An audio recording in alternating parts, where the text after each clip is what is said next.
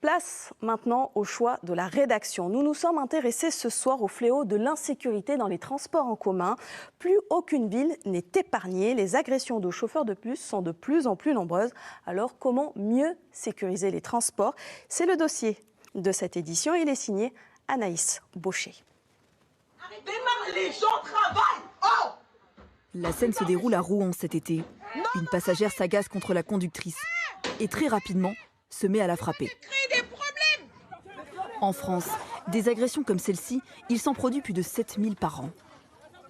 Cette conductrice qui a souhaité garder l'anonymat en a été directement victime. Il a commencé à m'insulter. J'ai appelé le contrôleur à ce moment-là. Et en fait, quand il a vu que le contrôleur répondait au téléphone, il m'a craché dessus et il s'est sauvé. C'est très violent, surtout que les mots sont assez crus. On se dit qu'on ne sait pas sur quoi on peut tomber en fait. Sur qui surtout.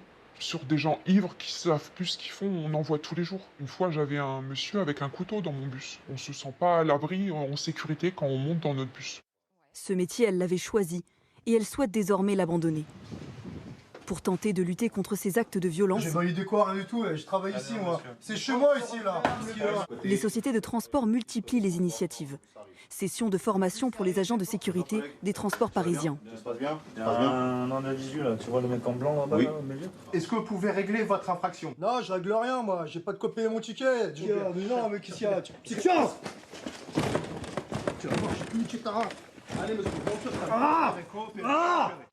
Objectif de cet exercice, intervenir le plus rapidement possible pour protéger les conducteurs et les passagers, comme l'explique ce formateur. On se sert d'exemples concrets que les agents ont déjà vécus, on les reproduit et donc ça permet aux agents de faire face à toutes ces situations. On a ce rôle-là d'intervention, donc on intervient une fois que le problème s'est passé, mais on a surtout un rôle de sécurisation où est-ce qu'on se montre énormément pour rassurer aussi bien la clientèle que nos collègues machinistes. La sécurité des conducteurs s'appuie aussi sur des dispositifs installés à l'intérieur des bus. À Marseille, ils sont équipés de caméras et les habitacles ont été renforcés. Nous avons la vitre, protection, une pose de conduite pour éviter tout contact proche avec des clients un peu récalcitrants. Ça nous permet de faire une barrière. Après, on a un bouton qu'on appelle appel de détresse. Dès qu'on appuie, il faut compter à peu près 3 secondes d'appui. On est prêt en ligne avec le PC sécurité. Et là, ils mettent tous les moyens en œuvre pour intervenir et répondre à l'appel et à la situation d'urgence. Dans les altercations, des passagers ou des passants tentent parfois de s'interposer pour protéger les conducteurs, au risque de se mettre en danger. L'application utilisée pour les trajets du quotidien permet aujourd'hui d'alerter sans se faire remarquer. J'ai vu qu'ils avaient ajouté une nouvelle option SOS.